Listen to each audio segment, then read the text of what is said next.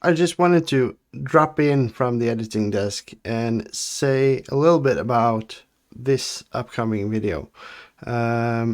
What we did was we gave groups of attendees 30 minutes to come up with an idea, a product, or a service that would benefit the Cardano ecosystem. So yeah, they had 30 minutes, groups of 5-6 people. They could come up with any idea they wanted to, and these are the results that they came up with. I'm hoping this is inspirational for other workshops or meetups, because this is a great way to get new ideas out on the table. So hope you enjoy. I would like a person from each group to come up one by one and talk a little bit about the idea that you came up with. So I'd like to start with the group in the back.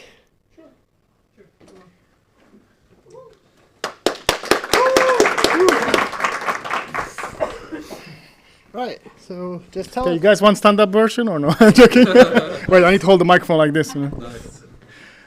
All right, so this idea was mainly Christians, and we all kind of agreed it's a good idea, and it's something that's missing on the blockchain today is insurance. What if you will be able to insure your wallet at an insurance premium and make sure that we see now ever-growing type of hacks, loss of funds, people losing their wallets and so on, and funds, some people, their life savings. What if you could have an insurance for it? Of course, this can be developed to things outside of the blockchain as well, but I think it will be a little bit more difficult because we need to find someone to sort of evaluate, make sure that all this is correct, right? So, but on the blockchain, we have now NFTs. We see in the art industry, they have specialized insurances, which they insure expensive art. Why can't we do the same with NFTs or wallets or anything? So I think could be rather easy to implement because the blockchain is transparent. Also, transparency is there, right? So it's easy to have all this information. You don't need any extra data, or it's already there, right? So How do you solve if someone tries to abuse the system to do fake transactions or whatever? that was something we were discussing, actually. Evan was part of that. He had this, well, obviously, the transparent nature of the blockchain, you could see if someone's trying to manipulate it in any way. But also, of course, it's hard. But even today, we have people manipulating insurance systems, right? True. So the question is, well, how do we do that? Well, today they do it by using AI. For instance, I know one of the big companies in insurance, they're using AI to determine if pictures are fake and so on and so forth. We can use AI to determine the movements of the funds. Where do they go? Are they related to you? I guess that's the only way you can check. Well, of course, now we're talking just at the level of a wallet and, let's say, not outside of the blockchain, right? Yeah. There we need third parties to evaluate situation, what happened and what not, right? But I think on a wallet, the transparency is already there, and that makes it rather easier for... When you say insurance, are you thinking an on-chain insurance? Is that the idea? More of a, on-chain insurance, On-chain. wallet insurance, or specific NFTs insurance. You can choose to insure your whole wallet or an NFT or a certain amount of coins. Yeah. I think many people would be willing to pay a percentage of their portfolio to have this safety if anything happens. Absolutely. And this brings more reliability to Cardano. People know, okay, I have an option to have safety here. Yeah. Maybe it would even be cheaper for insurance companies to offer this with all this transparency. It's easy for them then to... Gather the data and so on. See, there's a couple of questions here. B? Yeah, no, my question is just like, because you say that it's insured through the wallet, so what if I sort of stole your Cardano and I insured it on my side? How would that be resolved in a sense? Because we both have insurance, but yeah, of course you owned it first, but now I'm the owner because I sort of stole it. How would that work? Well, I guess the system will prioritize person. Fairness. Yeah. No, I guess fairness, right? I mean, if you're doing something that's not benevolent, in a way you're hurting someone else, you're not supposed to, as today in the systems, right? I have insurance and you have insurance. If I damage you, my insurance gets used. I lose the bonus, right? We both are insured, but I lose my bonus because whoever has the fault, Yeah. right? So I guess it's similar to today's systems. Yeah. I think it would be really cool to see this as not an insurance of a wallet, but as a feature of the wallet. Yes. Correct. Yeah, that's how as I thought it. I even mentioned to them that it could be an idea that it's a feature. You're having the wallet and you choose, okay, I want to insure or not. Yeah, because like with regular insurance, you have certain types of coverage. So you have life insurance. Maybe it doesn't cover certain actions and certain activities, right? So if you go skydiving, maybe it doesn't cover that. Or, if it does, maybe it doesn't cover skydiving without the parachute. Correct. Of course, some Steve, yeah, exactly. So my point is, if you have a wallet like this, then maybe it doesn't, maybe it pops up a warning if you're trying to do something that, like, for example, it only covers audited protocols. So you can only use, I don't know, the protocols Correct. that are DeFi protocols, whatever, that have been audited. And you're less likely to fall for phishing scams and stuff like this because it will pop up warning like, this goes outside of your insurance. I just told them I have a friend, he sent 5,000 XRP to these guys on, live streams. We send this, we give you double. And he's a smart guy. And I was like, how? And he's like, I don't know, I was tired. And when I send it, then I realized what I've done. And this thing can happen. And it happens, obviously, this, right? And think about the systems today. We have Casco, full Casco, Del Casco. Why can we have this? As you said, you decide what you want to insure against. Do you want the parachute or not? Yeah. If you know what I mean. Want to skydive without a parachute? Well, then you pay a higher premium, right? So how much of an idiot are you, so to speak? Are you funded by a ledger? Well, then probably you'll have a better premium. Do you place your ledger in the kitchen or in the bedroom? Exactly. All right. Thank you so much. Thank you for having me. Let's see. So let's move on to the next group. B, come on up.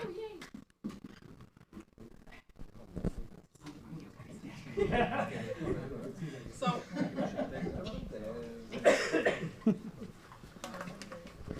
hi everyone.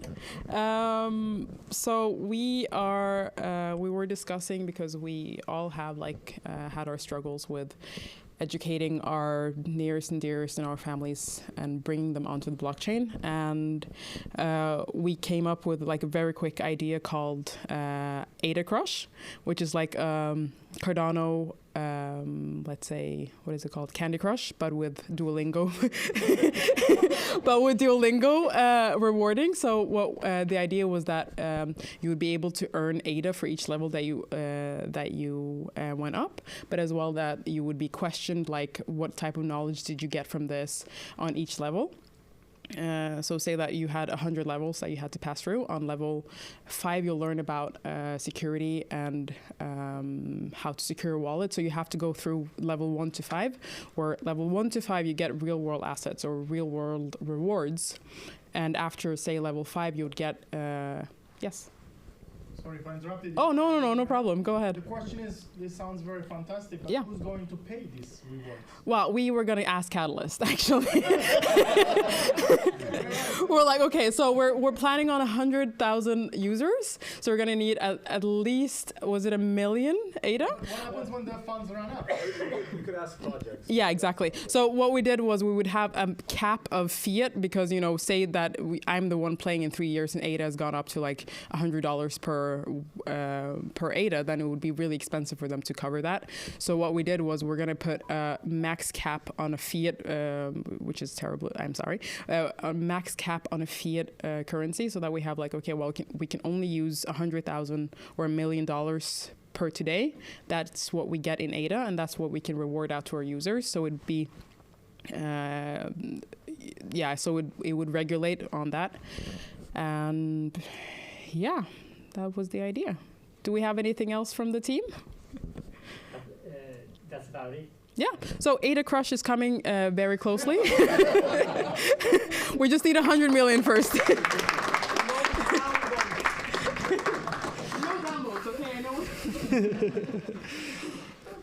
Yeah. ADA crush. All right. Let's see. Did we end up on trim? Yes. Yeah. That's cheating. They can't do trim. Come on. Out there. You already have 1,000 good ideas. Thank you.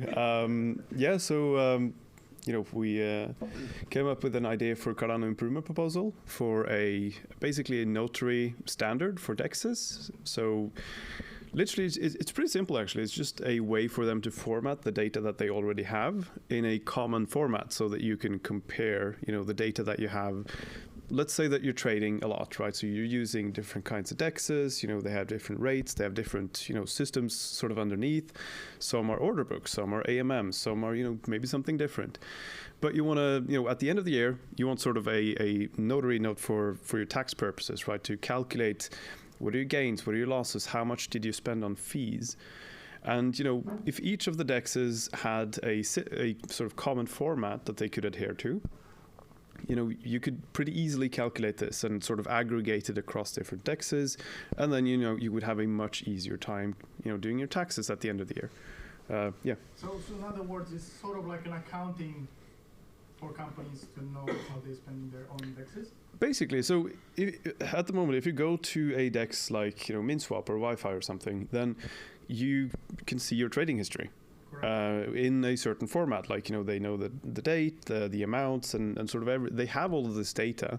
But if they sort of format it in a sort of the same format, then it's much easier to compare these things, to aggregate all of them, because if you're doing multiple ones in a year, you can collect all of your inputs, all of the spending on fees, all of your yield, all of your losses if you want to do some tax loss harvesting or something like that.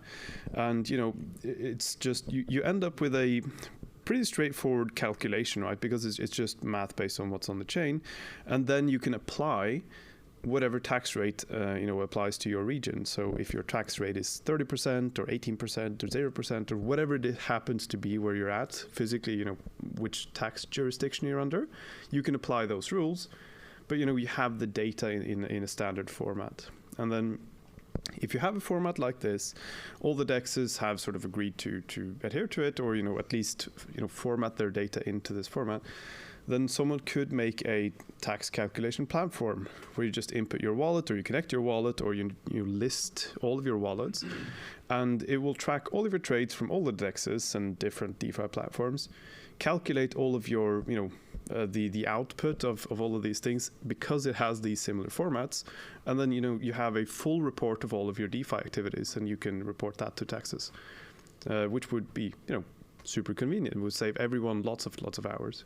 Yeah, I think there are some companies that specialize in crypto taxes, they call now, I think, but they don't do it at the blockchain level. I think you have to hand them all the transactions manually, and then they look over them. Exactly, and they probably charge an arm and a leg for it as well, because they have to go through all of your transactions. So basically it's an automatization of that. Yeah, it's just a way to sort of collect everything into simple format, like CSV with just set tags or something that you can easily combine from different DEXs, and then just do sort of end of year calculations. Yeah. So and good idea. So that was our idea.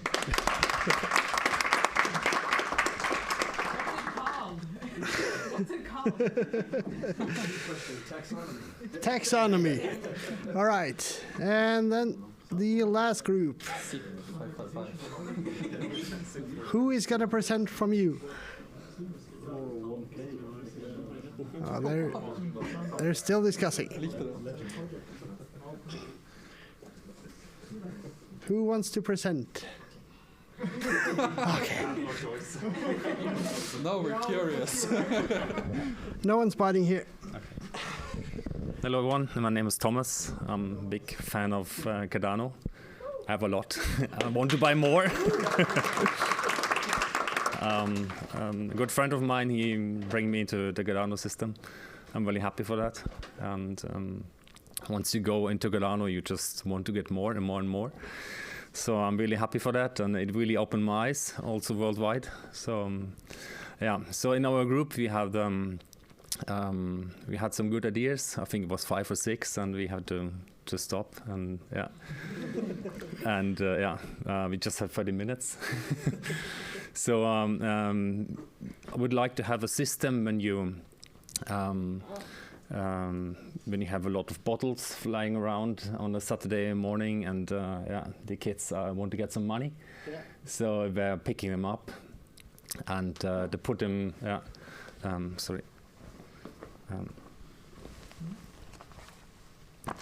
And the kids want to get some money, free money, of course. And I would like to have like this Tumbra machine, but you have the option, another option. You can get some, not some cash, but you can get some ADA when you put them in the machine. And this deposit machine would be worldwide, of course. And you can just say, like, you scan your phone, and with a QR code you can get it right into your wallet, and get the kids rewarded to get some money, and finance the system. And one day we're going to be millionaires of ADA. And imagine, like, the kids say, like, okay, I'm putting bottles in, and I put the bottle in 2022, and now I have like a lot, and it helps them keep the environment clean. Yeah. You can send them to Ada Crush in the QR, and then after you can send them to the tax reporting. Great. So my question was, will the system be open to everyone? Because I imagine if it's in a public place where everybody can use it, will you have to have a wallet to be able to recycle the bottles, or will it be open to everyone? Or is it like an option where I want to scan my QR code, or say if I've lost my phone or I don't have it with me, but I still want to recycle? Okay. Will it be open for everyone, or is it specific? No, I think it's good to bring it first for the kids, and it helps. But of course, we have to show up everyone. We're good people, and So I think we have to make a system where this works for everybody. So, but if you need to have a wallet, right? So everybody has a phone. Everybody knows what a QR code is. You go to a shop, you scan your QR code, you get a discount of a few percentages. You be loyal to the system. Yeah, would please. it be an idea, instead of, because I'm just thinking, like, in developing countries, there are not a bunch of people who have phones that are able to scan QR codes. If you're able to have like a text message system where you could, I don't know if it would work, where you could, like, okay, I'm standing at this station, I want this, and you'll be able to send the ADA to a wallet that is already registered with that phone. So you press your code and send it to that place. I'm recycling my bottle at this station. This is my phone number. That phone number belongs to this wallet. Okay. Send the ADA to that wallet. I think that would actually work. Like a VIP system. Yeah, like really easy. But for smartphones, for phones that can text. Yeah, but like the VIP system is really great because you verify, like a KYC, you verify you yourself, and you know it's going through, and you have a track of it, so it's not get lost, and it's this, you need a secure system, and exactly, that can't be hacked. With like a QR thing that you can scan later when you're connected to the I'm just thinking of those who aren't able to scan because they don't have a phone that will be able to scan in like developing countries. So if you have a system where you're able to text something, or a center or something that will be able to conduct a transaction to that wallet because it's already pre-registered with that phone number, the system will work everywhere because then everybody has the same opportunities to use it. Yeah, please. I think you can expand on the idea quite a bit, actually. If you include, general garbage picking, right? Like you've probably seen these videos online where people do these beach cleanups and collect stuff from the ocean and whatnot. Imagine if you took initiatives like that and paired them on the other side, because who's going to pay for that? Like, who's going to do it is like hippies everywhere. It's a sporty activity, yeah. The people who want to do good for their communities. And on the other side, you know, who's going to pay for that? Well, Government, cities. no, ESG. So the UN has you know, these ESG goals and targets and regulations and everything, and basically you can buy in to offset your carbon footprint, right? So like big corporations like Shell and whatever that have huge sort of carbon footprints, they can basically pour a lot of money into trying to offset that in different ways. Like, you know, at the moment it's like preserving forests and planting trees and whatever. But, you know, you can have initiative like distributed initiatives like this, where you know you have garbage collection, like you're actually literally cleaning the earth, and you know they are paying for that because they will pay for that if it's. I have goosebumps. So you get some funding, and you get the CO2 footprint on a lower level, but it's really good for the environment, and you get this other side, this companies, the big companies, so can afford it to pay it off. And please. you can track it as well. Yeah. Oh my god. You get rewarded for tokens, and so yeah. I think it's a good idea. We just have to make it work. So basically, just make Tomra print a QR code to get the payment in other. So we have a meeting next week. And of course, you have to stake I mean, we already have. I mean, each and every one of you has an example of a great onboarding program for Cardano. You have proof of onboarding or POO, which works excellent. Just have a QR code for a Vesper wallet, and they're off and rolling right away. If they're not already on Cardano. So yeah. Right. Any other questions? No. Okay. Sign the deal next week. Let's